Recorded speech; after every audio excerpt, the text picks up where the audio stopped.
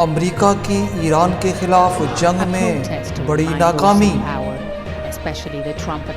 امریکہ کی تمام 50 ریاستوں میں 80 لاکھ سے زائد افراد کا ٹرمپ کے خلاف مظاہرہ، نو کنگز۔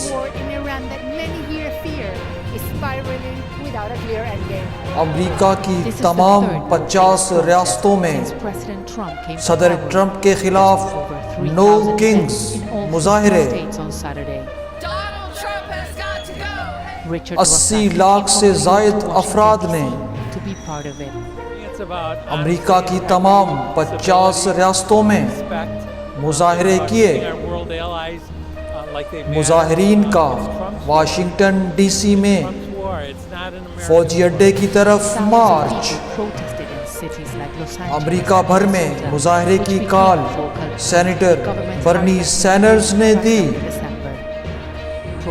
مظاہرین نے ایران کے خلاف امریکہ کی جنگ میں بینرز اٹھا رکھے تھے۔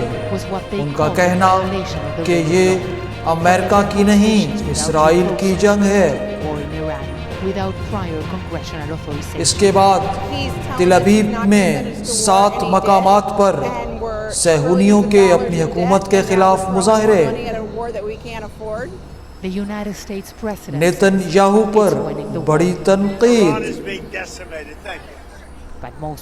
عالمی مبصرین کا کہنا کہ ٹرمپ اس وقت اپنے دور کے مشکل ترین حالات سے گزر رہے ہیں۔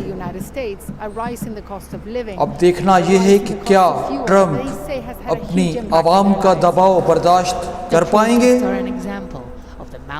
تازہ اپڈیٹس کے لیے دیکھتے رہیے خبر بصر۔